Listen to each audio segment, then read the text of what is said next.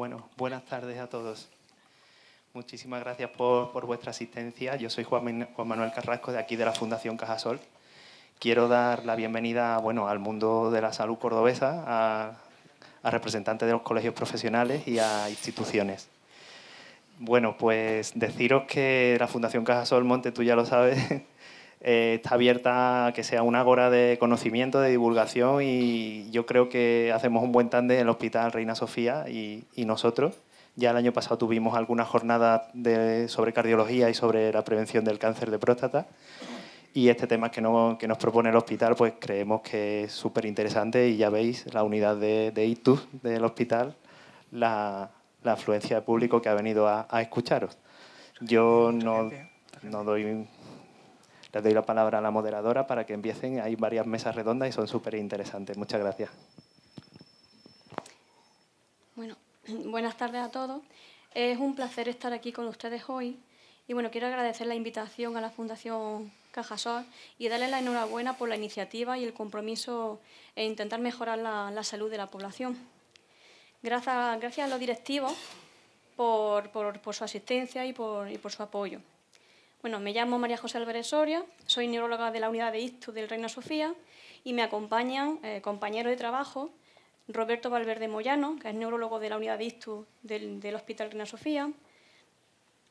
Me acompaña Francisco Aranda Aguilar, coordinador del 061 Córdoba, y en otros bloques nos acompañarán Rafael García Ruiz, que también es neurólogo de la unidad de ictus, Fernando Delgado Acosta, que es responsable de neuroradiología intervencionista del hospital, Antonio Guerrero González, enfermero responsable de la unidad de ictus del hospital, Jesús González García de Velasco, neurorehabilitador del Hospital Reina Sofía, y Carmen Jurado Porcuna, directora del Centro de Salud Santa Victoria del Distrito Sanitario Córdoba-Guadalquivir. Estoy particularmente interesada en esta mesa informativa porque realmente creemos que podemos aportar bastante información relevante a la población en relación al ictus, que es lo que nos compete hoy. Vamos a estructurarlo en una serie de preguntas que queremos hacer de forma que sean fácilmente comprendidas o que llegue a toda la gente, ¿no? En esas preguntas, primero voy a hablar con nuestro compañero Roberto Valverde Moyano, y vamos a hacer las preguntas primeras de qué es un ictus y qué tipo de ictus hay. Bueno, el ictus se define como una interrupción brusca de la circulación o el flujo sanguíneo a nivel cerebral, y claro, esto provoca pues que no llegue de forma adecuada a las células neurológicas, que son las neuronas, ni nutrientes ni oxígeno. ¿Y qué provoca? Bueno, pues que la neurona se muera. Esto es muy importante. ¿Por qué? Porque a la hora de tratar el ictus hay que ser rápidos, porque en ese momento el tiempo es cerebro.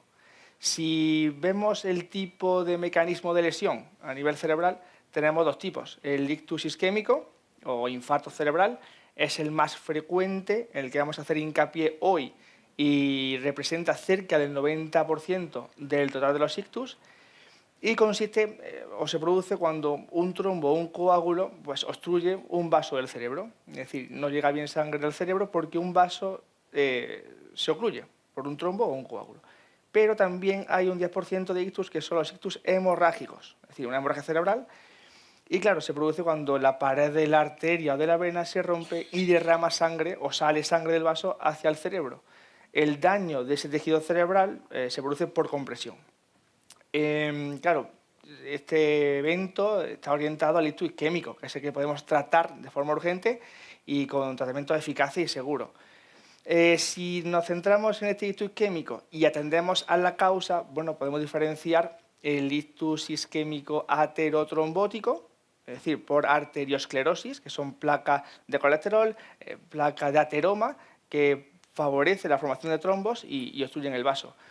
El ictus cardioembólico, que representa casi un tercio del total de los ictus isquémicos y se produce por fibrilación auricular, por arritmias cardíacas, que claro, forman trombo o coágulos en el corazón y los mandan al cerebro. El corazón es una bomba que bombea sangre o que manda sangre al cerebro, y si hay coágulo en su interior, pues lo envía al cerebro y forma y produce esa oclusión y ese ictus.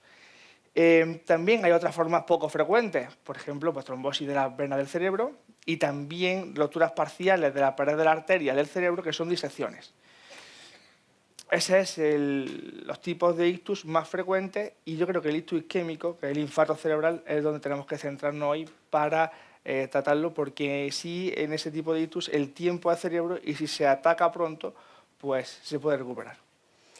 Y bueno, nosotros sabemos que existen factores de riesgo que podemos incidir en ellos y hay factores que podemos nosotros actuar para controlarlos y otros que no podemos, por desgracia, controlarlos, ¿no?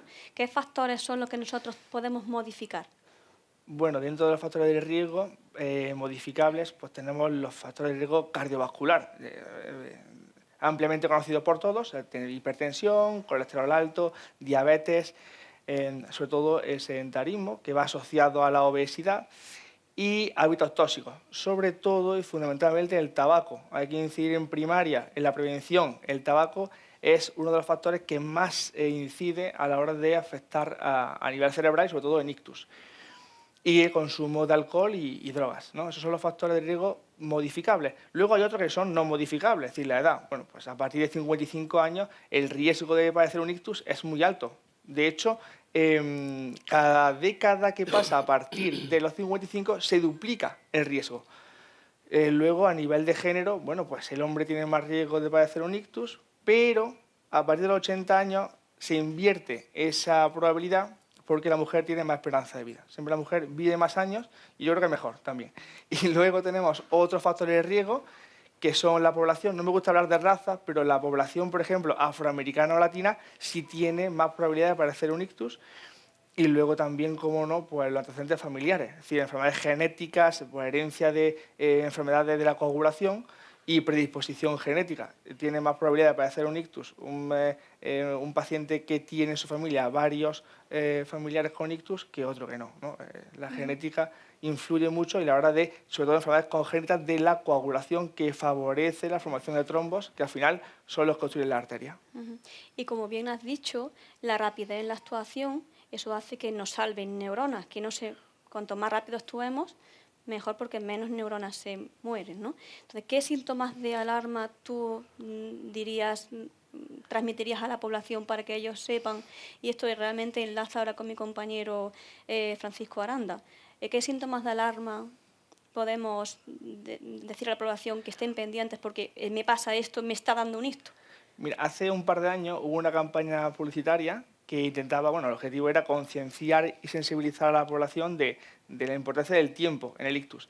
Y el eslogan era ayuda a tratar el ictus rápido. Y claro, cada letra que forma la palabra rápido pues nos indica los síntomas típicos para identificar o detectar el ictus. R, rostro caído o asimetría facial. La A, alteración del equilibrio. La P, pérdida de fuerza en un miembro o en el hemicuerpo. La I, imposibilidad para la visión. La D, dificultad para hablar. Y la O, obtén ayuda, pero si lo adaptamos un poco a Andalucía, como la O se parece al 0, pues llamar al 061. En resumen, si alguien presenta o presencia que otra persona tiene desviación de comisura bucal, pérdida de fuerza en un miembro y tiene alteración en el lenguaje, hay que llamar lo antes posible, es decir, lo más rápido posible al 061 para intentar salvar ese cerebro que está infartándose. Claro, y por eso decía de enlazar con Francisco Aranda, porque a ellos a pie de calle, ellos se encuentran con las llamadas que hace la población familiar cuando ven que uno de los suyos está teniendo un problema, ¿verdad? Entonces vosotros cuando vais a domicilio o avisan en el centro coordinador, ¿qué os dicen? ¿Qué es el papel de un médico del 061? Bueno, el papel del médico del 061 realmente empieza en la sala de coordinación, ¿vale? Es fundamental, y esto lo he vivido en mis carnes, pero hay que decírselo a la población, que no se pueden poner nerviosos. Así de fácil. Se puede llamar a 112 o 061. ¿Cuál es la diferencia? 061, los operadores telefónicos que tienen tienen preparación en emergencia.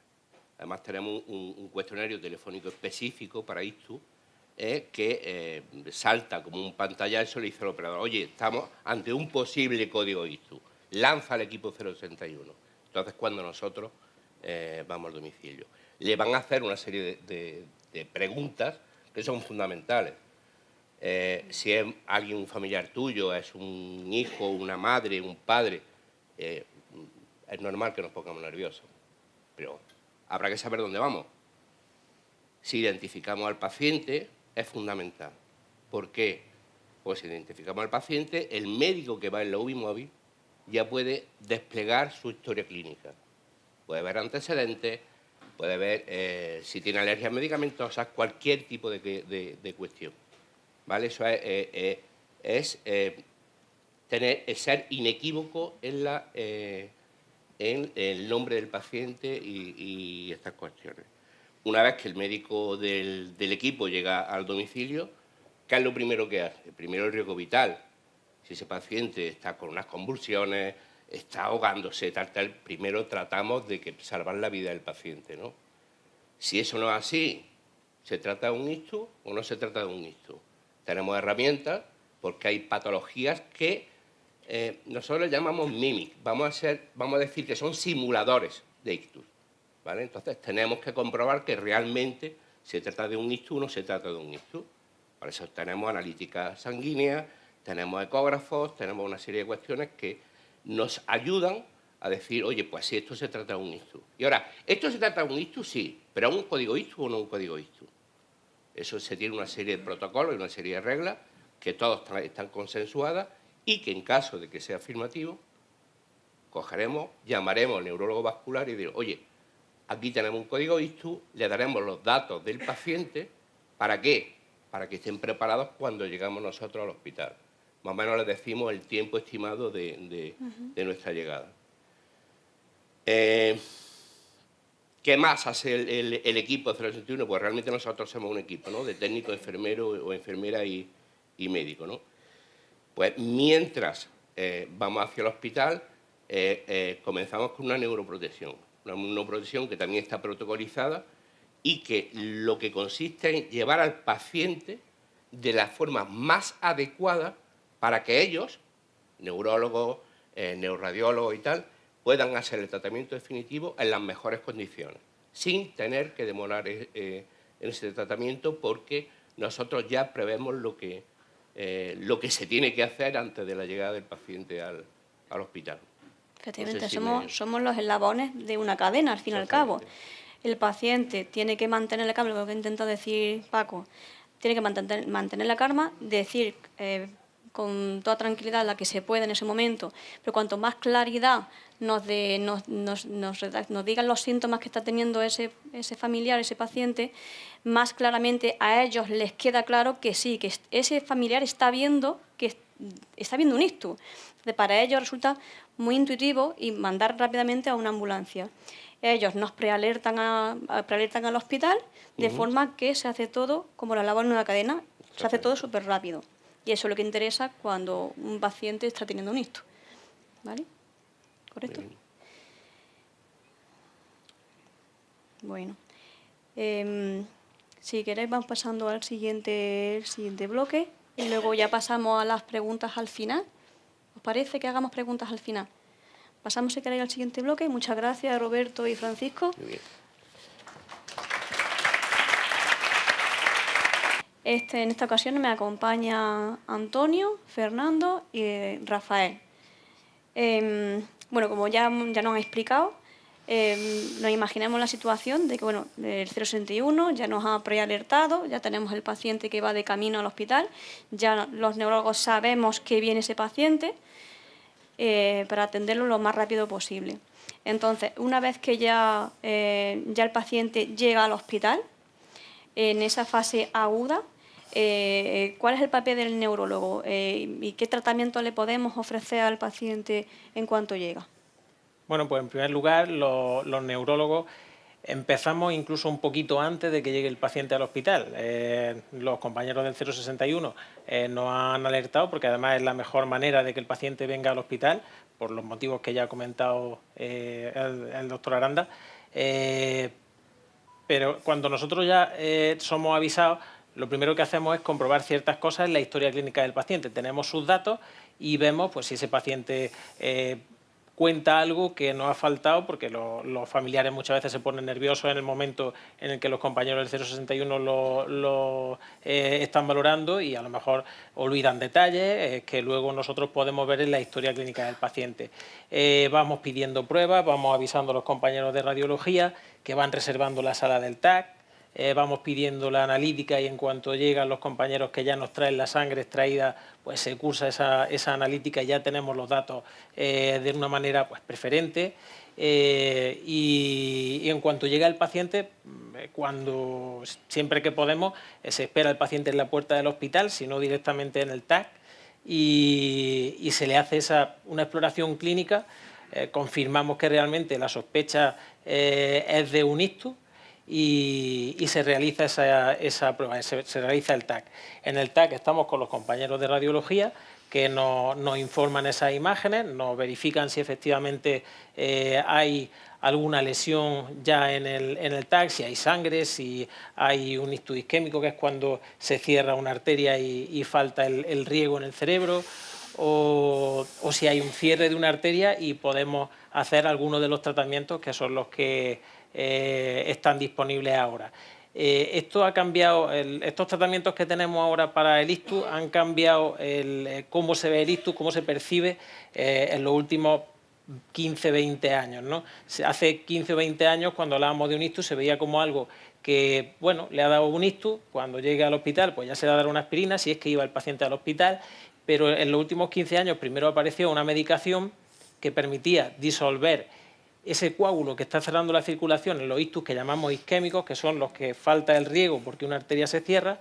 Entonces, la medicación permite disolver el coágulo y que pueda volver a pasar la sangre a esa zona del cerebro a la que le estaba faltando y que nos estaba dando unos síntomas. Más adelante surgió, se comprobó la eficacia de un tratamiento que consiste y que realizan los compañeros de neuroradiología intervencionista, así que no me voy a meter mucho, pero a grandes rasgos consiste en sacar el trombo por medios mecánicos, a través de un cateterismo. Bien, pues cuando vemos las pruebas tenemos que tomar esa decisión. ¿Qué es lo que se va a hacer? Bueno, pues con la ayuda de los compañeros de neuroradiología intervencionista, pues decidimos si se va a poner un tratamiento solo farmacológico, si se va a hacer un tratamiento solo mecánico o si se van a hacer los dos. Después el paciente, se haga el tratamiento que se haga, irá a la unidad de ictus, donde se le aplicarán una serie de medidas, que ahora les explicará Antonio, y en todos esos pasos pues iremos teniendo que tomar decisiones de tratamiento, de si hay que pedirle al paciente que sea visto por rehabilitación, de si hay que tratar su glucosa, de si las tensiones hay que bajarlas. Un poco ese es más o menos el mecanismo. Entonces, ya que estamos hablando de celeridad, de tiempo, de realmente cómo influye el tiempo en que nosotros podamos ofrecerle un tratamiento o no. Bien, el tiempo es muy importante. En primer lugar, porque más allá de un determinado tiempo no podemos ofrecer estos tratamientos. El que menos tiempo, que nosotros llamamos de ventana, el que tiene menor tiempo para aplicarlo es el farmacológico. El tratamiento mecánico tiene más tiempo, pero no solo eso, es que cuanto más tiempo pase, menos probabilidad va a haber de que ese paciente que se trata se quede no ya sin síntomas, sino que siga siendo independiente. Cuanto más tiempo pasa, menos probabilidades hay de que el paciente siga siendo independiente. Entonces, cuanto antes llegue, cuanto antes se le apliquen los tratamientos, más facilidad hay de que ese paciente después lleve una vida normal, incluso como la que llevaba previamente a ese ictus. Eso es lo relevante, ¿no? Porque cada segundo que pasa, ¿no? Sí, porque al principio, cuando una arteria se cierra, digamos que el cerebro deja de funcionar, pero sigue siendo en la mayor parte viable. Una vez que va pasando el tiempo, cada vez hay menos zona del cerebro que es viable y más que tiene un daño irreversible. Si llegamos en el momento en el que todo o casi todo es reversible, pues vamos a poder ofrecer al paciente una mejor calidad de vida. Claro, de ahí la importancia de que trabajemos todos en equipo. Como ha dicho, trabajamos en la misma sala, consultamos imágenes, ¿no? Que ya cuando en conjunto se establecen las decisiones incluso, ¿verdad, Fernando? Entonces, un paciente que ya viene al hospital como código ICTU, que ya nosotros o hemos también prealertado o viene ya prealertado, ¿cómo es la toma de decisión en conjunto con neurología? ¿Qué es lo que hacéis vosotros? Bueno, no sé si os habéis dado cuenta que la palabra es muy larga, ¿no? Neuroradiólogo intervencionista, hay demasiadas cosas ahí que se dicen y que quizás no se entiendan. El radiólogo es un ser extraño que ve las imágenes del cuerpo por dentro, rodeado, metido en un sótano, y todo el mundo piensa que es el que hace las fotografías. Bien, eso no es así, realmente es el que lo interpreta. Si os acordáis de la evolución del ser humano, que empezamos con los monos, Australopithecus, Homo habilis, además, hay un dibujito muy bonito y en el que nos vamos siendo ya una persona bípeda andando, y hay un caricaturesco de esto que lo que puso es: al final la evolución termina un hombre al lado de un ordenador. O sea que el radiólogo ya ha llegado a la evolución definitiva del ser humano. Hay dos tipos de radiólogos, como de físicos, teóricos y experimentales. Pues nosotros tenemos la radiología diagnóstica y la radiología terapéutica. Y yo y mi grupo, y creo que por ahí hay también mis enfermeros también están, nos dedicamos al intervencionismo. Bueno, un intervencionismo significa que somos bípedos, estamos en una fase previa de la evolución. Nosotros nos dedicamos primero a diferenciar qué es lo que está pasando. Entonces, tenemos un síntoma, pero no sabemos el origen. Puede ser, como bien han dicho ya, que sea porque no llega la sangre, o una cosa ha reventado y se produce sangre, y después hay un 1% de enfermos que tienen un sangrado especial en un sitio especial. El cerebro es como si fuese una armadura que tiene después 3 camisas por dentro. Y en la segunda camisa tienes como si fuera una malla. Bueno, pues en algunos enfermos se va a producir una rotura de un aneurisma, que es un saquito de un vaso, que se va a provocar un sangrado en ese sitio, y que también puede provocar síntomas muy similares a los del ictus. Aquí es más cefalea que otra cosa. Entonces nosotros trabajamos tanto en el tratamiento del ictus isquémico como en el tratamiento del ictus hemorrágico, cerrando las malformaciones, como el tratamiento del ictus por rotura de aneurismas, que es la hemorragia subaracnoidea. Centrándonos en el ictus isquémico, como bien dice, se puede hacer un tratamiento farmacológico. ¿Qué problema tiene el tratamiento farmacológico, además del tiempo? Que como buen fármaco lo que está haciendo es que el organismo disuelva el coágulo. Y para disolver el coágulo necesita que haya flujo, que llegue la sangre. En un vaso grande no hay posibilidades de que llegue la sangre.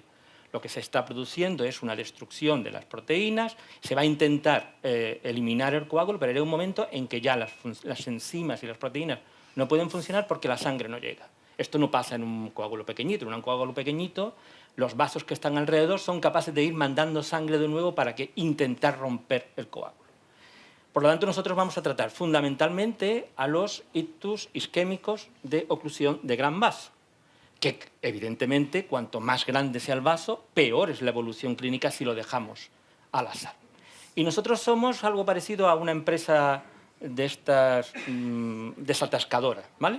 Tenemos 2 cosas fundamentales. Una es una aspiradora y la otra es algo que impida que el coágulo, cuando se aspire, vaya hacia adelante. Porque nosotros lo que no podemos permitir es que la mierda que está en la tubería vaya hacia la cloaca, sino que tenemos que intentar evitarlo.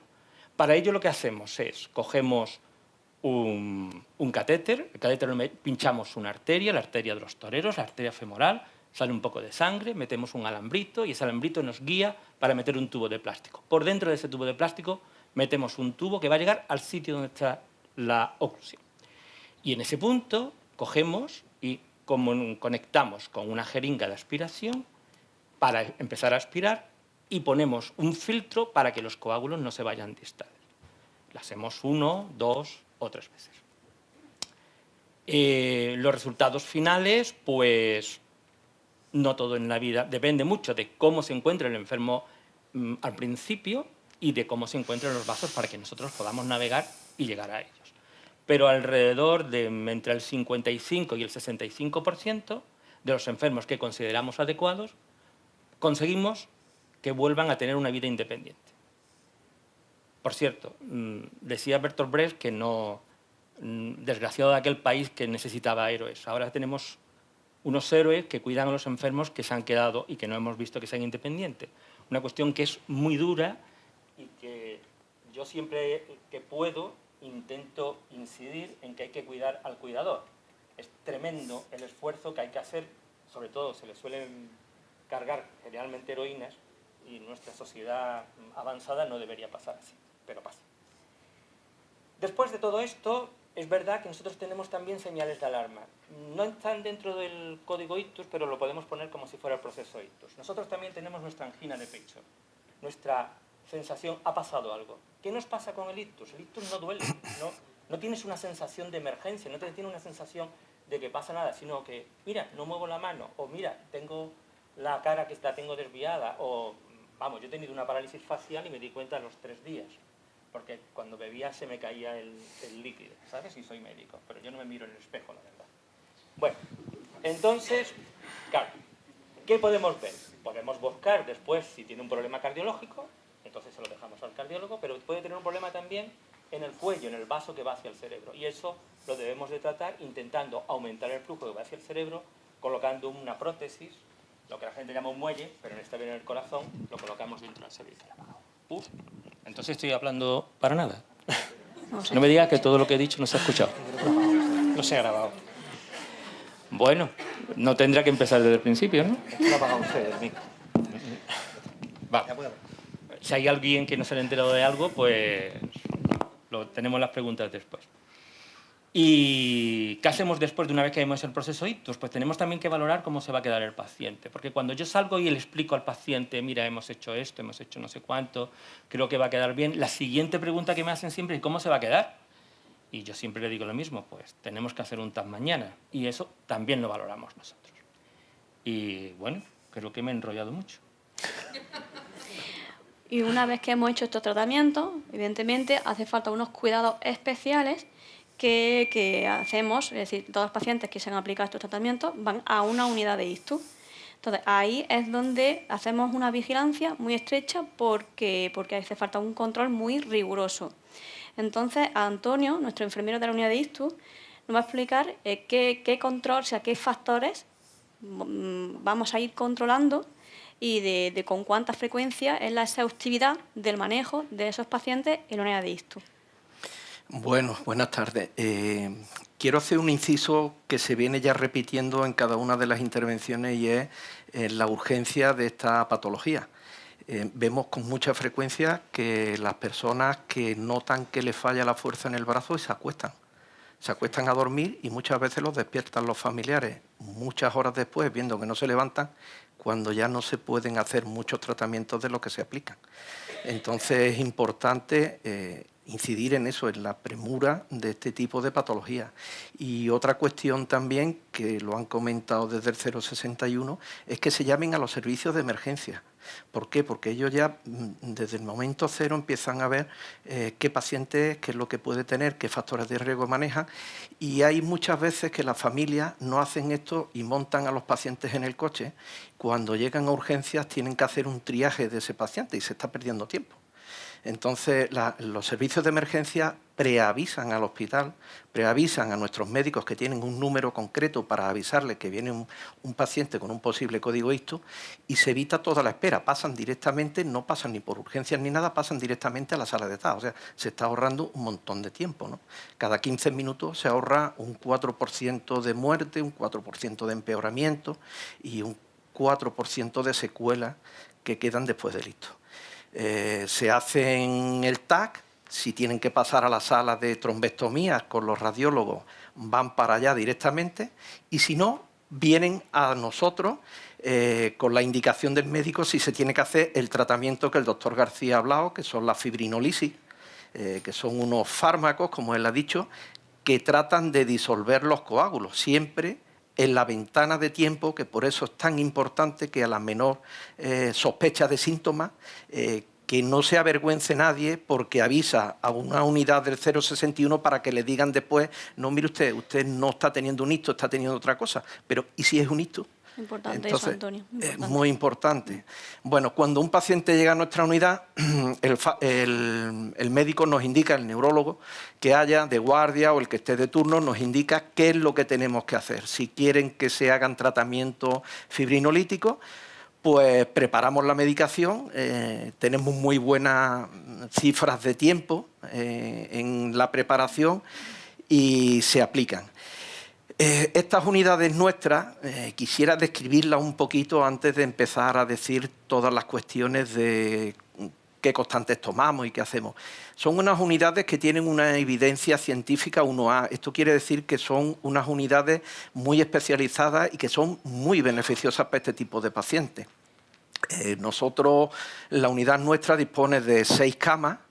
Somos en total de personal, incluyendo médicos, 20 profesionales y una persona más que está al lado de nuestra unidad, está hoy aquí también, que es la que nos hace los Doppler de cuello para ver las arterias y demás cuando hace falta.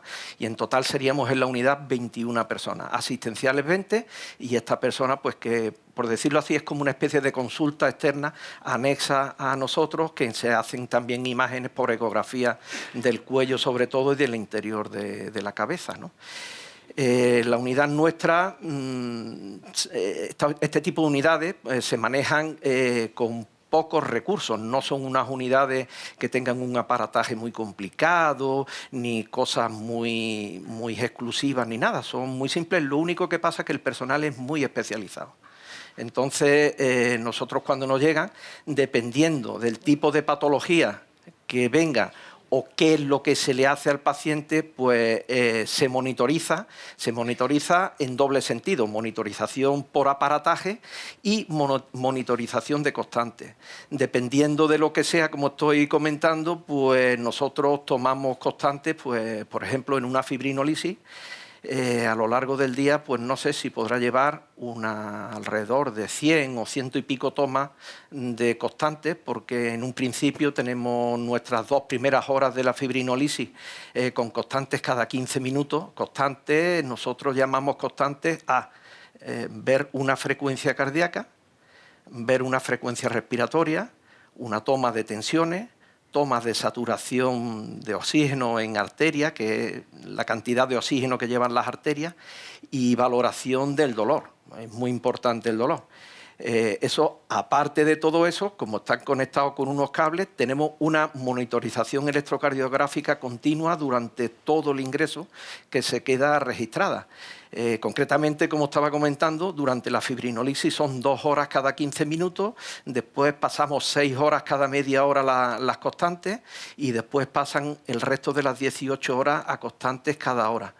Esto sin menoscabo que si una persona está presentando unas tensiones elevadas, que es muy frecuente durante el ictus, pues a lo mejor se le están tomando tensiones cada media hora o cada 20 minutos durante una estancia muy prolongada que puede abarcar varios días. El ingreso en la unidad habitualmente son entre 24 o 48 horas sin que esto sea una regla exacta. A veces es más y a veces no pueden llegar a las 24 horas porque se detecte que no sea un ictus. Estoy hablando de las tensiones y me gustaría comentar que a veces las familias, cuando toman las tensiones y ven en los monitores que tenemos allí las cifras tensionales, durante el ictus es habitual que las tensiones se eleven. ¿Por qué? Porque, como han comentado, existe una obstrucción al paso de un líquido a través de una tubería, por decirlo así, y es como si nosotros vamos a regar y vemos que abrimos el grifo y sale poca agua en la manguera. Bueno, ¿qué hacemos? Vamos al grifo y abrimos más. Eso es lo que hace el organismo con la tensión. Es beneficioso al principio tener las cifras dependiendo de qué patología más bien elevada, porque permite que el riego sanguíneo llegue a sitios que, si la tensión es más baja, no llega. Y bueno, pues eso es una de las cuestiones que nosotros controlamos con mucha exquisitez y que además estamos pendientes para avisarle a los neurólogos conforme esto se sale de las cifras que ellos nos marcan, ¿no? Dependiendo de lo que se haga, pues, por ejemplo, cuando hacen los radiólogos una trombectomía y se queda el vaso totalmente abierto, pues los mismos radiólogos muchas veces nos indican que no quieren que en unas tensiones, lo que la gente conoce en la calle, que pase de 14, de máxima. y sin embargo otras veces cuando hay una cierta resistencia al paso del fluido, de la sangre en este caso, porque no ha llegado a permeabilizarse completamente el vaso, pues nos indican 180 o incluso unas tensiones que son muy alarmantes, que son 220 milímetros de mercurio, que eso es una tensión 22 que se conoce en la calle, que eso son, y de mínima 120, que tampoco se quedan atrás. Parecen unas cifras muy elevadas, pero están beneficiando durante un corto periodo de tiempo al paciente y a la recuperación de ese cerebro. Si hablamos de los hemorrágicos, esto es otra cuestión totalmente distinta, porque ahí hay que jugar con un paciente que si está la tensión muy alta, sangra más, y si se deja una tensión muy baja, la propia tensión que mantiene el riego sanguíneo que llegue a zonas que si están bajas no llegarían, pues si se mantiene los síntomas se agudizan y el cerebro recibe también menos sangre, menos nutrientes, menos oxígeno. Entonces hay que estar jugando mucho con el tema de las tensiones. Nosotros en las tensiones tenemos unos fármacos que ellos nos indican para controlarlas cuando nos hacen falta, y es muy frecuente, por ejemplo, que en los ictus hemorrágicos las tensiones se disparen a pesar de que no es una obstrucción en tal, sino que hay un sangrado o bien en el cerebro o bien entre las meninges, que son las mallas que ha hablado el doctor Fernando. Y bueno, pues nosotros estamos ahí para vigilar esto y estar muy pendiente también de la electrocardiografía, porque las arritmias de las que se han hablado muchas veces son la causa de los ictus isquémicos. Entonces, el detectar este tipo de arritmias pues hace unos diagnósticos y unos tratamientos distintos a si estos tipos de arritmias no aparecen. Muy bien explicado, Antonio.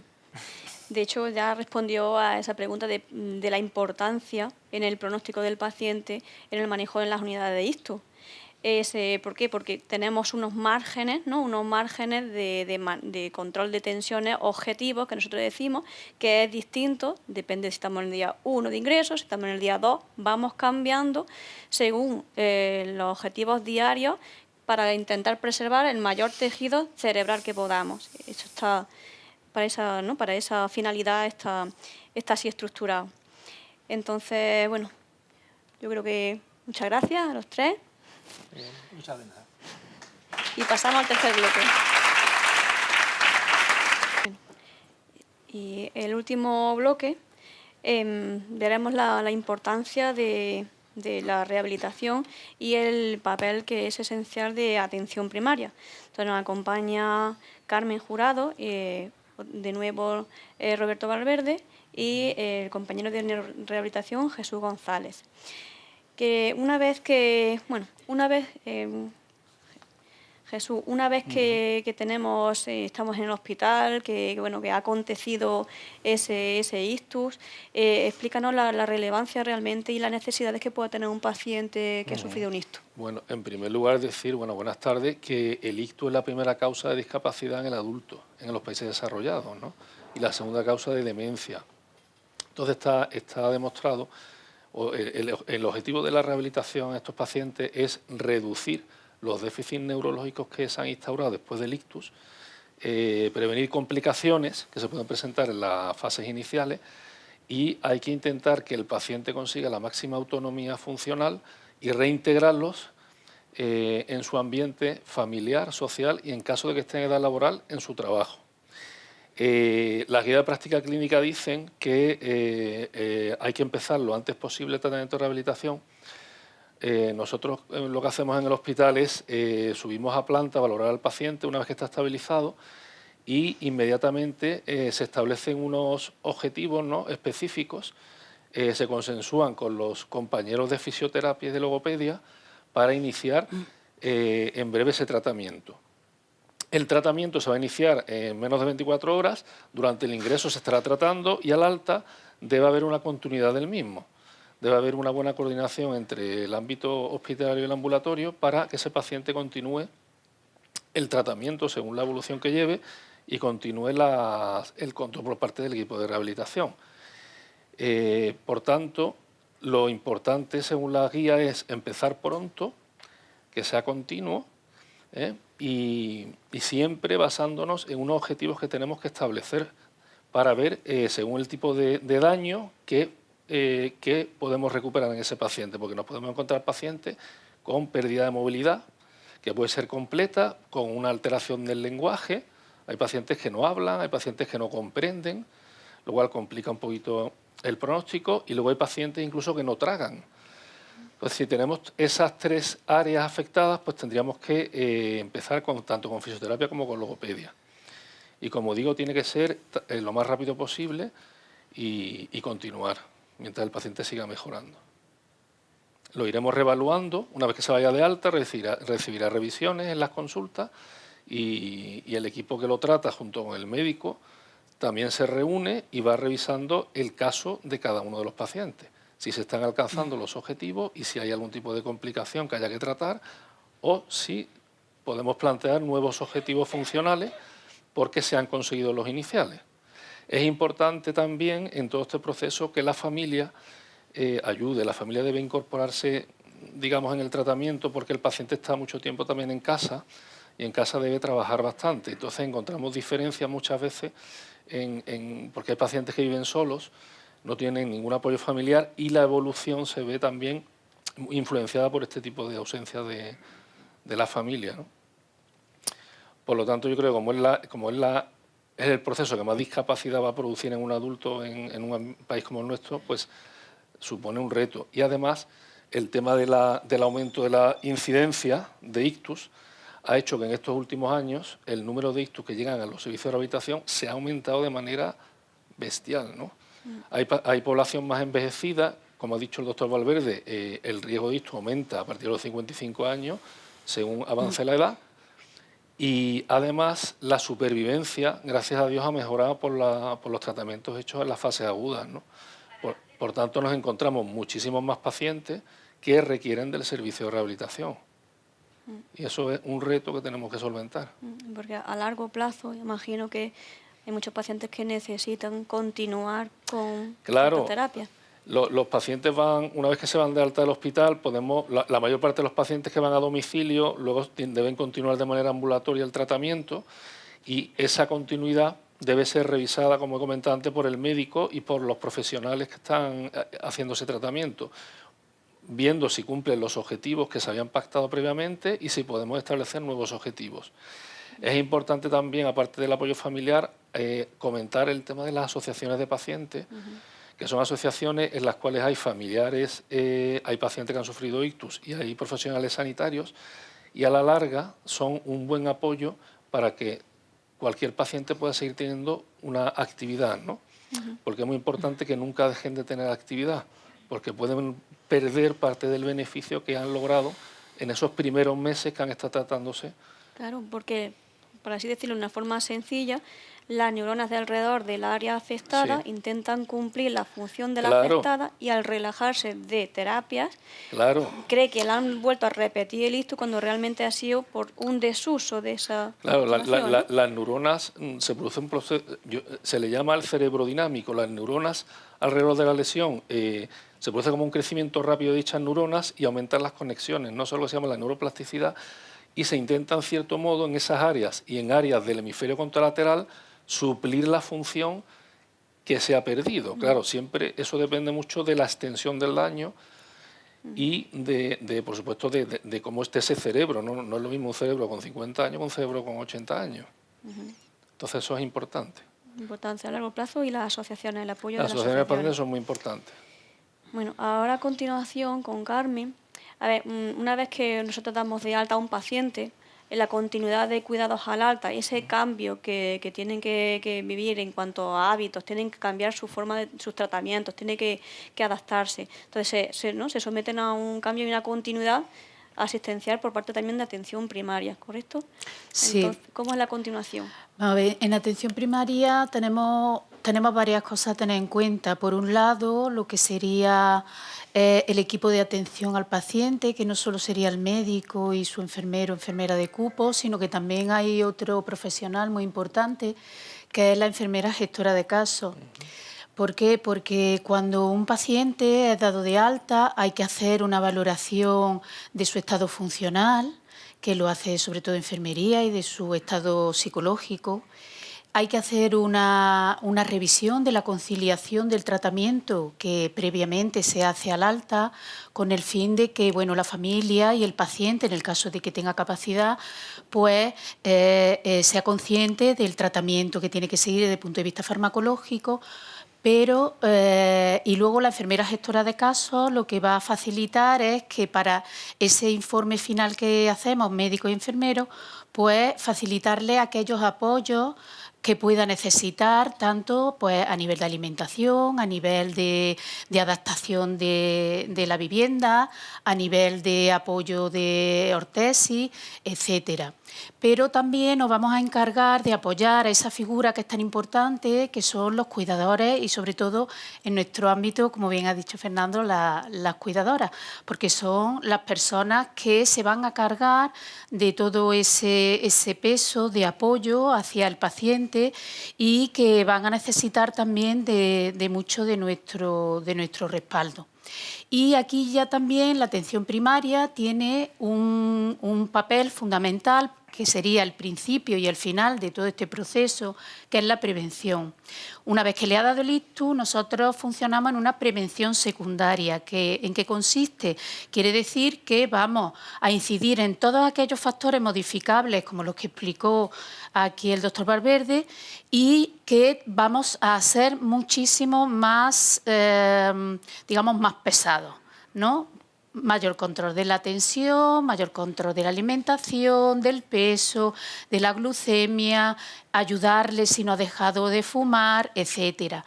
Y luego, pues, la otra función que tiene la atención primaria, que sería la prevención primaria, que es el inicio de todo este proceso, que sería pues nuestra razón de ser, que es evitar que se produzcan estas cosas.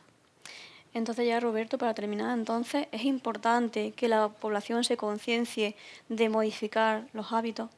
Tenemos que insistir en que el ictus se puede evitar en un 80% de los casos si hay un control adecuado de los factores de riesgo cardiovascular, que ya son prácticamente igual que factores cerebrovascular.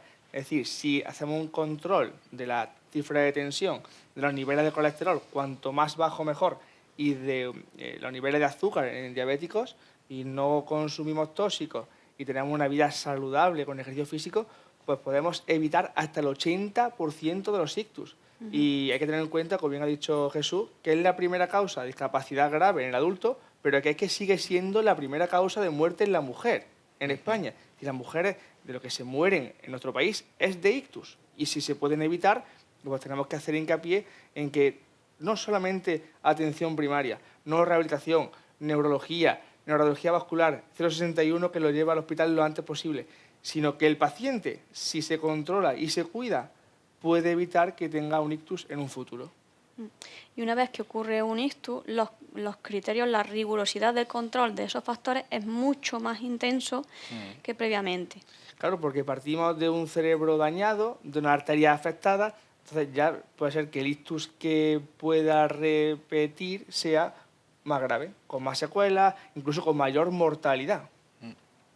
Entonces, para ya marcar lo más relevante, la prevención primaria, que nos autocontrolemos, que nos estemos pendientes de si somos hipertensos, tener curiosidad de cómo tengo la tensión, los diabéticos lo mismo, que intentemos cuidar lo que comemos, que yo siempre digo, hay que mirar hasta todas las pautas nutricionales, las tarjetas de una lata de guisante, de una lata de atún.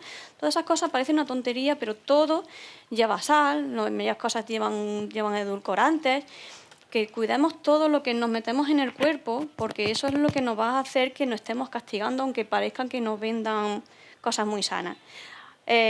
Somos los únicos que podemos cuidar de nosotros mismos. Cosa tan fácil, como dice, un 80% se puede evitar.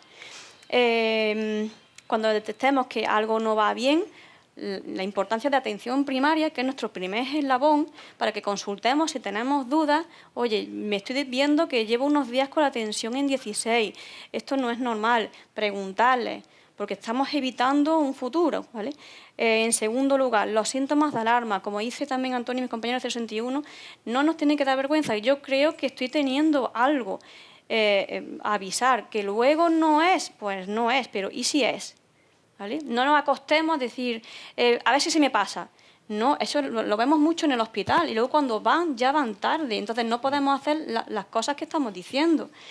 Ahora, y como tercer lugar, una vez que te ha dado ya aconteció el ictus, es, como hemos dicho, mucho más rigurosidad de tensiones, de azúcar, mucho más riguroso y sigue siendo lo mismo, la clave de atención primaria, que tiene que ir vigilando y controlando que estamos cumpliendo esos objetivos para prevenir un segundo evento, ya sea cerebral, ya sea cardíaco, porque si tengo papeletas para tener un ictus, puedo tener papeletas para tener un infarto corazón, que es que van todos de la mano. ¿Vale?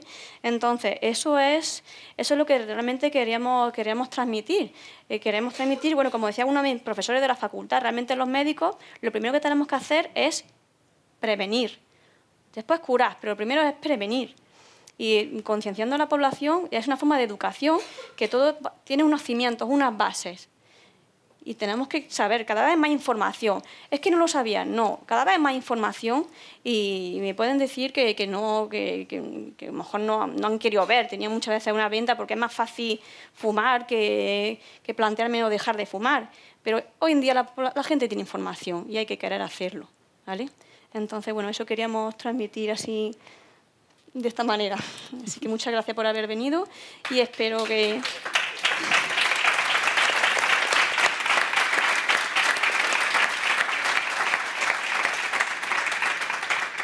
Y si alguien ya tiene algunas preguntas que podamos solucionarle.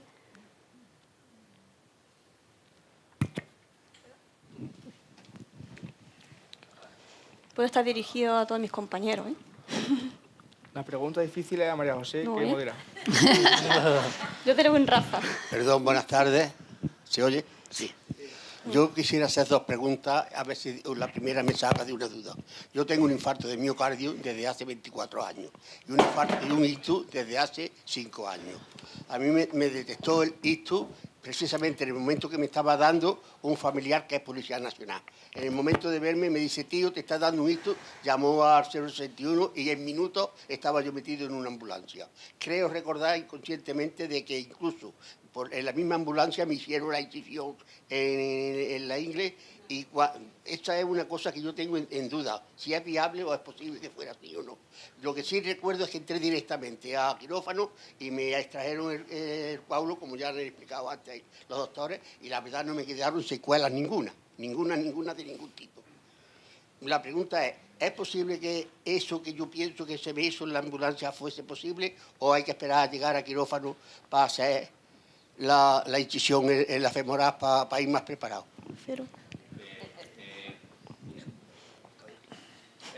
Realmente incisiones en la ingle no solemos hacer. Lo que sí es verdad que si hay veces que tenemos que coger una vía central, una arteria. Entonces es posible que le cogieran una vía central, una femoral. Sí, a mí en la ingle me hicieron algo, pues cuando salí con un tapón de algodones y de gasa. Sí, pero eso es en el hospital. Sí, también lo que suele ocurrir al haber un ictus, el cerebro está conmocionado y no se suele recordar bien o guardar lagunas o lo cambia de orden. Esa es la duda que yo tengo. Si tú tenías algo taponado, era la arteriografía. Yo creo que, o sea, mi idea es que a mí me hicieron algo en la ambulancia que permitió entrar directamente a quirófano. Esa es porque la verdad, eso sí lo sé, que entré directamente a quirófano y me extrajeron el coágulo, eso sí lo tengo claro. De la ingle fui yo. Entonces, nada. Sí, una más. Lo que se hace normalmente cuando... ¿me vas a traer eso y todo? Normalmente lo que nosotros... Cuando tú tienes un ictus, tus funciones cerebrales empiezan a... Una de las cosas que les pasa a los enfermos es que no entienden por qué estamos corriendo. No tienen sensación de urgencia. Yo, bueno, sí, pero estoy bien, no estoy mal, a mí no me pasa absolutamente nada. Y tú ves a un montón de gente, 10, 12 personas que van corriendo por todos los lados, y digo, bueno, me meten en un helicóptero, ¿para qué me hace falta esto? Y después, cuando tenemos procesos agudos, la memoria es selectiva. Tú te olvidas de cosas que no te gustan. Pero lo que hicimos fue eso, te hicimos un TAC, vimos si tenías un infarto que no entraba sangre o que había sangrado. No entró sangre, te hicimos un estudio de cómo eran los vasos por dentro, vimos que tenías un coágulo en un vaso grande, te vimos si estaba funcionando bien el cerebro, estaba bien vascularizado o no, con otra función, y de ahí pasaste directamente a la sala de neuroradiología intervencionista y nos vestimos de verde como si fuéramos marcianos, estamos estériles todo, te cogemos, te pinchamos tu ingle y te llevamos el aspirador y el protector y el filtro distal para que no te pase nada. Y has tenido mucha suerte, ¿eh? Has tenido mucha suerte porque te veo que estás estupendo. Vamos. También hacemos de médico también para meter en la vértebra.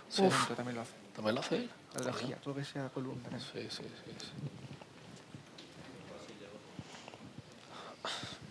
La segunda pregunta es con respecto a que aquí se le está dando valor a las asociaciones. Y yo llevo ya muchísimo tiempo, yo soy presidente de una asociación, no voy a decir ahora cuál, de una asociación que participo en muchos congresos y a nivel nacional y demás. Y yo, cada vez que participo en algo, lo que pido es la instauración de la receta asociación. Con una razón muy sencilla. Cuando una persona debuta en cualquier patología que es desconocida para él, que sale de un hospital o de un despacho de un médico, ya no sale con un montón de recetas en papel porque ya no existen, pero sale con un montón de medicinas nuevas para él. ¿Por qué no se le da también la receta del domicilio de la asociación que le corresponda a esa patología para que la familia o quien sea se acerque a esa asociación y le digan qué tiene que hacer? Porque allí estamos personas que, como yo ya he dicho, llevo 24 años que he sufrido un infarto, que algo sabré más que el que debuta. Y 5 años de un ictus cerebral, que también sabré algo, excepto la idea esa de que tenía yo de que me habían hecho en la ambulancia casi todo, que ya me la había aclarado, muchas gracias. Pues yo digo, ¿por qué no se instaura la receta de asociación? No creo que sea tan difícil que la administración dé una orden a los médicos de familia, a quien sea, señores, hacer esto, y que nos pidan a las asociaciones que inundemos los despachos de los médicos de papeletas con los domicilios de las asociaciones. Que estaríamos contentísimos de ir todos los días a llevar esos papelitos. Nada más. Perdón por haber ocupado tanto tiempo, que habrá otras personas que quieren preguntar. Sí, a ese respecto que le va a responder el caballero, en la planta de neurología hay siempre trípticos informativos que, de hecho, para informar de estos bueno, esta información que tienen a su alcance realmente. Y igualmente siempre le damos la referencia de la Asociación de Daño Cerebral aquí de Córdoba, que es el que está trabajando con nosotros no hace mucho, es verdad que no hace mucho, pero eso está incorporado ya. Está incorporado como información en la planta de neuro, hay información ya al respecto por eso mismo que dices.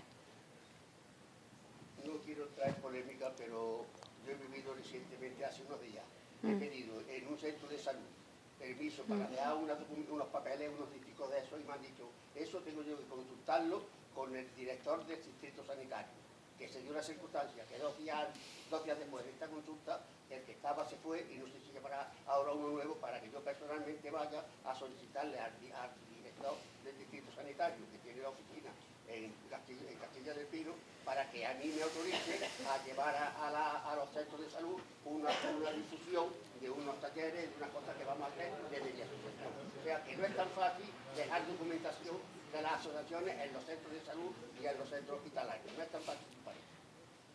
Eso ya se lo digo porque lo vivo a diario, no por otra cosa, que lo vivo a diario. Me la apunto. Es cierto, es como lo explica. Ahora mismo es así. Pero claro, son muchas las asociaciones y entonces, pues quizá por eso se hace un filtro, ¿no? Pero ahora mismo es tal como él lo dice. Necesitamos una autorización expresa para poder tener una información de asociaciones directamente allí. Lo que sí que ahora, y con la incorporación de una nueva figura que vamos a tener, que es la enfermera comunitaria, pues se va a intentar, vamos, de aquí a lo largo de todo este año y como proyecto de futuro, pues el tener una mayor relación con lo que son todas las asociaciones para facilitar eso, ese contacto. Ellos quieren, claro. Entonces ahí tenemos que buscar la manera de que sea fácil para ellos. Muy buena puntualización. Muy bien.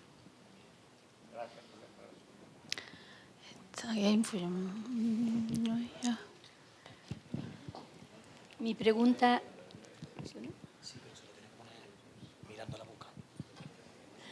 Mi pregunta es, ¿por qué en el síndrome antifosfolípido no se pone el sintrón hasta que el paciente no tiene un ictus? Le respondo. Para llegar al diagnóstico de un síndrome antifosfolípido, en la primera fase hay pacientes, a todos los pacientes jóvenes o que se hayan descartado causas habituales, estamos diciendo de diabetes, hipertensión, sino que son causas más infrecuentes dentro de las que entra el síndrome antifosfolípido. Para llegar a ese diagnóstico, los pacientes jóvenes pueden dar la analítica, pueden dar lo que nosotros llamamos unos falsos positivos. Es decir, por estar en fase aguda de un ictus, sea de la causa que sea, los parámetros de un antifosfolípido pueden ser positivos, pero falsamente positivos. Entonces, tú no puedes anticoagular a un paciente sin tenerlo claro. Entonces, están así establecidos los criterios porque a las 12 semanas es cuando hay que confirmarlo. Y la inmensa mayoría de los pacientes que han dado positivo en un primer análisis, después se negativizan y no han sido un antifosfolípido. Solamente si salen positivos es cuando ya se anticoagula, porque puede haber falsos resultados de laboratorio por la fase aguda de estrés de ese momento. Estoy hablando de que está asegurada el diagnóstico, vamos, que está confirmado. Sí. Y no se le ha puesto el síndrome. En principio, un antifosfolípido tiene que tener síndrome. Distinto es que esté el ictus demasiado extenso y en ese momento no se le pueda poner porque puede haber riesgo de hemorragia si me apresura a poner un sintrón. Es distinto. Hay que iniciar el sintrón cuando el cerebro está preparado para que no me sangre. Distinto. A lo mejor, aunque tenga el síndrome antifosfolípido, el riesgo-beneficio... Claro. es más el riesgo de que haya alguna complicación, Eso. de poner un sintrón sin que haya un evento de ictus, y hay que esperar hasta que haya un ictus para poner el sintrón, porque el sintrón tiene complicaciones de hemorragia, cualquier cirugía se complica, cualquier traumatismo puede tener algún riesgo de sangrado grave. Es por eso, porque el riesgo-beneficio a veces de poner un sintrón es complicado. Entonces, claro, aunque tenga anticuerpo positivo, hasta que no haya un ictus no se puede introducir por el riesgo de complicación grave, sobre todo de hemorragia. Bueno, ¿qué tratamiento puede tener pequeño ictus ocasionado por el moya-moya? Creo que es un síndrome. Bueno, el síndrome moya-moya es una arteriopatía, ¿no? Que es verdad que es progresiva, en que consiste en que las arterias se van estrechando y es verdad que para evitarlo no hay ningún tratamiento que lo evite. Lo más frecuente que da el moya-moya puede haber tanto isquémicos como hemorragias. Lo más frecuente que suele dar son isquémicos. Ahí lo único sería la antiagregación con aspirina y en casos en el que van llegando a una fase en que se ve que tiene más peligro, hay cirugías. Son cirugías que van como conectando unas arterias con otras, por así decirlo, bypass que se llaman. Entonces eso es un momento... la única solución y puede que se repita la enfermedad en otras zonas del cerebro y ocasione... Sí. Vale. Pues muchísimas gracias. Esta no se la dan a la pobre.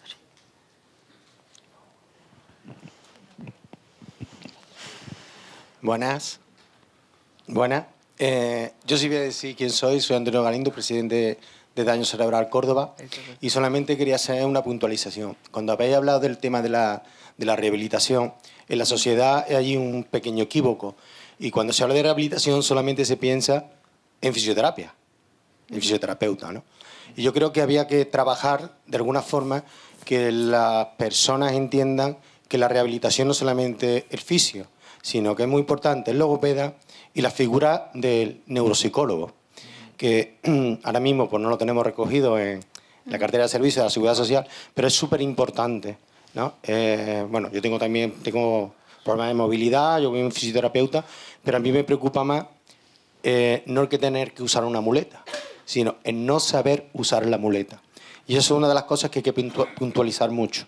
La comunicación es fundamental y hay personas que cuando ya no están recibiendo los servicios de rehabilitación del hospital, pues se tienen que buscar la vida y dicen, bueno, pues no puedo hacer las dos cosas económicamente, dejan de un lado la neurorehabilitación, o sea, el neuropsicólogo, dejan el logopeda y solamente se centran en la fisioterapia. Y yo creo que es un error. No sé si llevo razón, no llevo razón, ¿es así o no es así? Hombre, a ver, yo también prefiero que mi memoria esté en funcionamiento, que todas mis capacidades cognitivas estén en marcha y usar un bastón, sinceramente. Y es verdad que antes sí estaba contemplado en la cartera los neuropsicólogos, sí estaban contemplados. Y es una de las piezas claves que nosotros también reclamamos como atención, no solamente vosotros. Y muchos pacientes pueden verse normales físicamente, pero no pueden volver a sus tareas habituales porque no pueden rendir el rendimiento mental que tienen, cognitivo, no pueden, les cuesta trabajo leer, les cuesta trabajo calcular, les cuesta trabajo la orientación en el tiempo y en espacio, ¿verdad?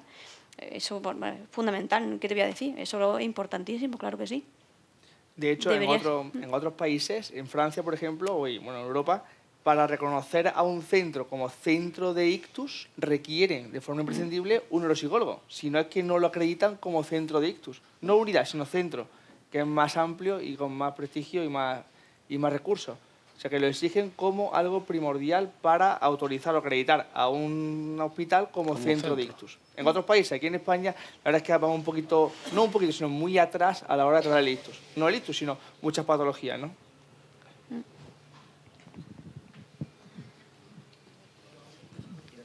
Buenas tardes.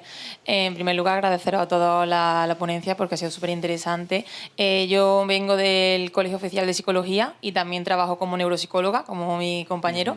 Y para complementar su pregunta, me gustaría también saber, ya que habéis dado la importancia del cuidado al cuidador y de ese diagnóstico una vez que se realiza la neuroradiología, ¿cómo se le explica al paciente? Porque supongo que tanto mi compañero como en mi caso nos llegan muchísimos diagnósticos de Pilar, ¿qué me está pasando? ¿Qué es esto? ¿Vale? ¿Qué significa que hay un daño en la parte frontal derecha? Que me he vuelto tonto, porque hay muchos que ya no solo que no sepan usar la muleta, es que creen que no van a volver a saber usarla. Y aquí, dado la importancia de la neuroplasticidad, de la regeneración neuronal y demás, el hecho de que el cuidador también sepa que no es que no quiera levantarse de la cama, es que a nivel ejecutivo no sabe o no, como nosotros decimos, su cerebro pasa de la parte de cerebro automático a cerebro manual y todo tiene que volver a aprenderlo. Es una vez que se le dice a los familiares, descansan. Porque dicen, no es que no quiera, no es que no pueda físicamente, es que a nivel ejecutivo no sabe levantarse de la cama.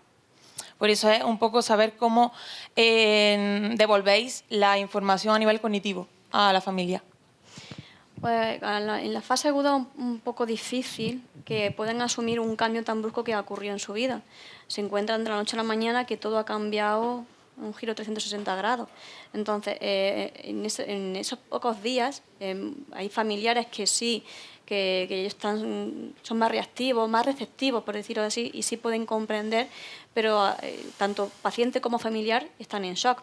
Y en una fase aguda es difícil muchas veces calar hasta el hondo y que comprendan todo. Entonces, tú tienes que ver hasta dónde ese paciente, ese familiar, admite la información, porque le estamos saturando, algo que tienen que ver en su vida totalmente cambiada. Se centran, se agobian ellos mismos en cuando vaya a mi casa, ¿qué me va a hacer falta? Venga, asistente social, vamos a hablar con asistente social, porque ya dicen, me va a hacer falta la silla, me va a hacer falta una cama articular, me va a hacer falta una grúa. Entonces, tú de esa fase no la vas a sacar hasta que no pasan días. De hecho, cuando van a casa es cuando ellos van viendo, aunque tú se lo expliques, van viendo cómo realmente se van asentando y van viendo todas esas peculiaridades. Entonces, muchas veces en fase aguda es muy difícil abordarle. Entonces, porque están tan sumamente desbordados ellos como familia. Hay mucha gente que está sola, que tienen muy pocos cuidadores, muy malas relaciones familiares, que se ven solos, que solamente se centran en qué me va a hacer falta para poder irme de la cama al sillón y cómo comer. No le puedes decir, los pacientes jóvenes, evidentemente, los jóvenes sí puedes explicarles más cómo va a ser, te preguntan más, entonces tú sabes la información, cómo tienes que ir dándola. Y también decir, sí, nosotros sabemos que hay muchas cosas por hacer en neurología, en vascular, por supuesto. Hay muchas cosas que vamos viendo, que queremos ir incorporando poco a poco y que tenemos muchos proyectos en mente para ir ejecutándolos. Y sin olvidarnos, efectivamente, de la rehabilitación en su amplio manejo. Cuando decimos rehabilitación, claro que nos estamos refiriendo a fisio, a logopeda, terapia ocupacional, se va a olvidar terapia ocupacional. Terapia ocupacional es cómo yo tengo que volver a comer. ¿Qué cuchara me compro yo especial para poder comer? Entonces, hablamos en ese amplio sentido de la palabra, ¿vale? Y tenemos muchos proyectos en mente, incluso que me puedo aventurar a decir de escuelas de familias, porque hace falta por ese diagnóstico de sopetón que se llevan a casa. Impecable. Nada, yo simplemente iba a decir como ella que casi siempre cuando nos consultan por los problemas cognitivos es la consulta de revisión, Eso. no es la primera.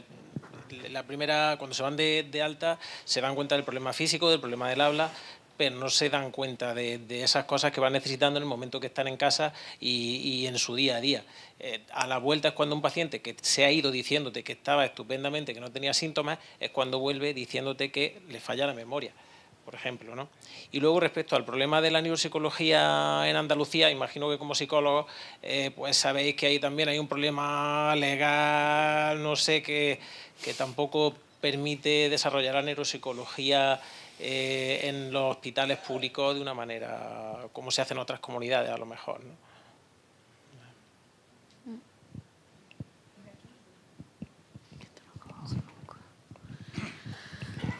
Buenas tardes, muchas gracias a todos por haber intervenido. Me consta que la unidad de ictus de Reina Sofía funciona bastante bien.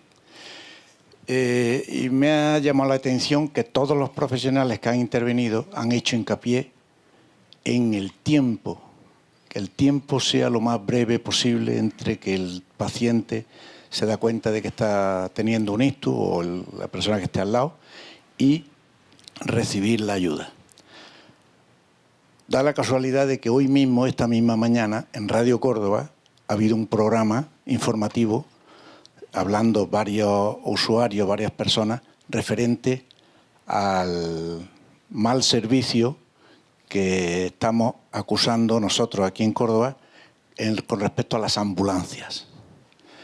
Que había, las personas que habían salido en la radio hablando, decían todas, pues, casos de alguna manera a lo mejor un poco extremos, que habían tenido que estar esperando algo más de 2 horas, hora y media, esperando a que llegara la ambulancia.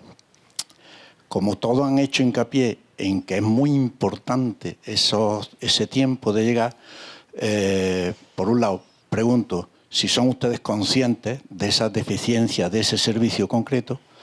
Segundo, sé que no es responsabilidad de ustedes. Y tercero, si sería mejor, de alguna manera, con un vehículo propio, aunque ya han hablado antes de que es mucho mejor que no sea así, porque necesita la comunicación, de la información, etcétera, etcétera, de llevarlo en un coche privado por intentar llegar lo antes posible. Gracias. Yo creo que quizás esto mejor Francisco también te puede responder. Por eso hemos dicho el inciso cuando ha intervenido 061 en cómo nosotros expliquemos qué nos está pasando. Por ejemplo, tenemos una llamada, que me puedas corregir, por favor, centro coordinador, un mareo. Estás nervioso, súper nervioso. ¿Qué es un mareo? ¿Qué es un mareo? Es algo muy inespecífico. Un mareo puede ser cualquier cosa, no tiene por qué ser un ictus. Entonces, hay gente que se pone demasiado nervioso, que es normal ponerse nervioso en esas situaciones, pero si tú das síntomas que no están claros, ellos tienen unas prioridades. Si es así, correcto, ¿no? Sí, le explico. Nosotros, como cualquier sistema de emergencia, priorizamos las demandas, las llamadas, ¿no? Los avisos y tal. Van desde prioridad 1, que es riesgo vital, ¿vale? Hasta 5, ¿vale? Ahí ya. ¿Qué es lo que pasa? El 061 normalmente acude a prioridad de 1. Si no se tranquiliza o no nos tranquilizamos, pero no solo para el ictus, para el infarto, para un accidente de tráfico, cualquier cosa, ¿no? Un accidente laboral. Si no se tiene calma, no se explican bien las cosas, la falta de información puede ser que la categoría de esa demanda no alcance el nivel 1, que es el código ISTU, que es lo que estamos aquí hablando. Si no alcanza el nivel 1, no mandamos al 061, sino podemos mandar al sistema de urgencia de atención primaria. Antiguamente se llamaban los DECU, que también va un médico, un enfermero, pero que para que se haga una idea, una prioridad 2 puede demorarse hasta 30 minutos. Una prioridad 3 puede demorarse hasta 1 hora. Y una prioridad 4 o 5 no lo hacemos, y muchas veces porque se derivan al hospital por diferentes causas. Pero eso es para atención primaria, no es para un servicio de emergencia. ¿Qué es lo que pasa? Me está contando quizás casos donde esa patología sería una prioridad 4 o una prioridad 5 y las unidades que tenemos son finitas en Córdoba. Tenga usted en cuenta que es que en Córdoba de día tenemos 2 UBI de 061 y de noche tenemos una UBI 061 en Córdoba capital. Con lo cual es para toda Córdoba. Pero para toda Córdoba, el Muriano, Villarrubia, no sé, ¿no? Lo que se le ocurre a usted, ¿no? Entonces, claro, es que es muy difícil. Tenemos que atinar mucho, mucho, mucho arriba. ¿Me entiende o no? Pero seguramente una ambulancia que tarda 2, 3 horas o 4 horas en llegar es porque sería una prioridad 4 o 5 mínimo. No es ninguna, ni una prioridad 1, ni 2, ni 3. ¿Vale? Yo creo de todas formas que esas quejas que se han presentado en la radio no se referían al transporte de urgencias, creo.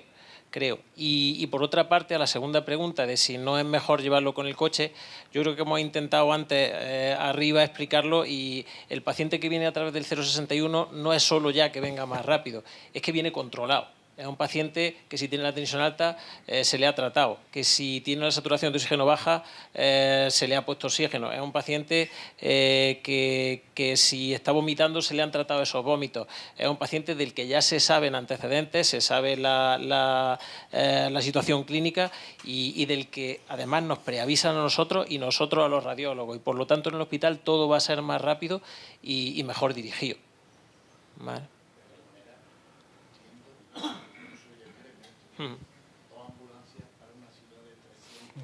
Dos UBI del 061, 2 UBI móviles. Luego están las del sistema de atención primaria, que también cuenta con otras 2 UBI móviles con equipo completo. Luego están los ENCAS, que son los equipos que llevan enfermeras y técnicos, que hay uno. Y después 4 ambulancias que solo llevan técnicos que son de transporte, nada más. Es que hay distintas categorías, lo que ocurre es que, claro, la clasificación es lo fundamental en este caso. ¿Cómo se clasifique? Es importante el responder las preguntas cuando el operador telefónico del 061, ya no le hablo, la importancia del tiempo. Vamos a ver.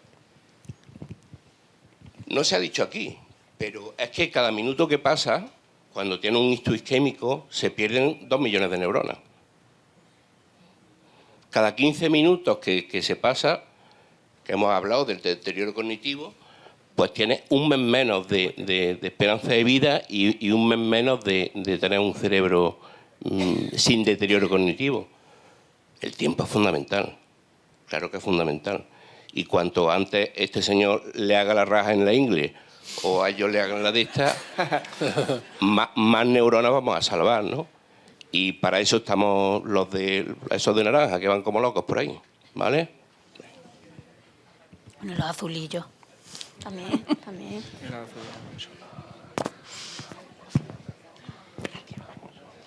Buenas tardes. En primer lugar, agradecer a todos los ponentes y la moderadora por la mesa redonda. Creo que ha sido súper enriquecedor para todos.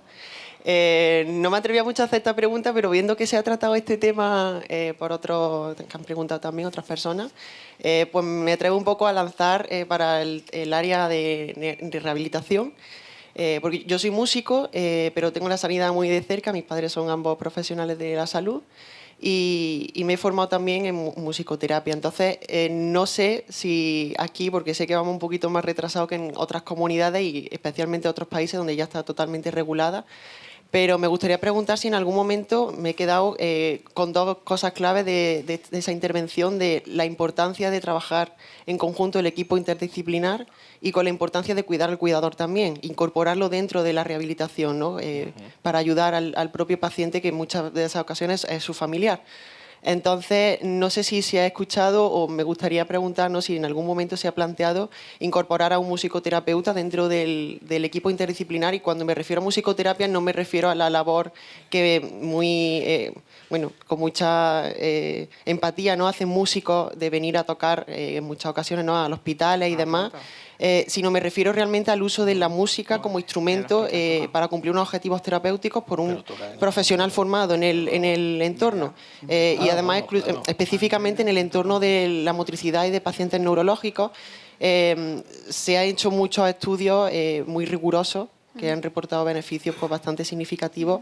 Sé que en otras comunidades se está también, por parte de profesores que también han formado, se está trabajando muchísimo, por ejemplo, en Cataluña, porque requieren, ¿no?, los gobiernos de que no solamente se presenten estudios que se han llevado a cabo en otros países, sino que se hagan investigaciones con muestras específicas, ¿no?, del lugar. Entonces, no sé, por ver un poquito si en algún momento se ha planteado esa posibilidad o si no se conoce, si se plantearía o a quién se tendría uno que dirigir para poder plantearlo. Bueno, Muchas gracias. Gracias por tu pregunta. Bueno, yo creo que lo bueno que tiene este tipo de reuniones es la cercanía con vosotros y el hecho de que aportéis ideas. Es una forma de poder ampliar ideas, opciones y poder trabajar. No lo veo enriquecedor también para nosotros, poder tener en cuenta vuestras opiniones. Se tendrán en cuenta, pero todo es importante. Todo lo que sea, ¿no?, fomentar la recuperación. Da igual que seas, mientras el paciente se vaya recuperando. Entonces, te agradezco tu aportación. Muchas gracias. Y en ese caso, para poder aportar a esa incorporación, ¿qué se tendría que hacer, ¿no? En este caso, presentar papers o plantear qué tipo de trabajo o intervención para poder aportar en ese sentido. En cuestión de rehabilitación, no sé yo cómo... Eso sería, por ejemplo, aportar los estudios que haya que reporten el beneficio y quizás hacer una reunión en el servicio con el jefe de servicio y plantearle si eso es factible de implementarlo. Eso se podría hacer alguna reunión. De acuerdo, muchas gracias, muy amable. También incluso las asociaciones, ¿no?, también pueden tener, ¿no? Hace un par de años, si no recuerdo mal, se hizo un evento de pacientes con Alzheimer de la asociación, no sé si fue de San Rafael, que ellos bailaban y hacían musicoterapia con pacientes con Alzheimer y le estimulaba a nivel cognitivo, estaban mejor de ánimo y más colaboradores. Y se hizo un evento que creo fue sin ánimo de lucro, que fue en un centro, el centro por aquí, en Caballerizas Reales o algún sitio, y con pacientes de Alzheimer que estaban en una residencia, creo que en San Rafael, se hizo hace un par de años. Y la verdad que los pacientes lo pasaron bien, mejoraron a nivel cognitivo y sobre todo estado de ánimo. Y eran ellos los protagonistas del baile, de música y del evento.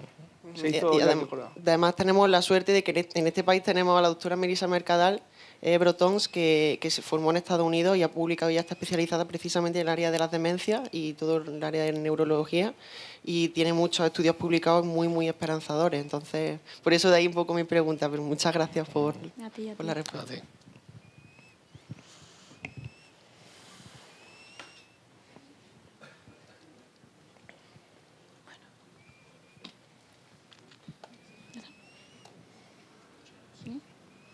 Bueno, pues, muchas gracias por vuestras aportaciones y espero que esto dé pie a otras futuras, ¿eh?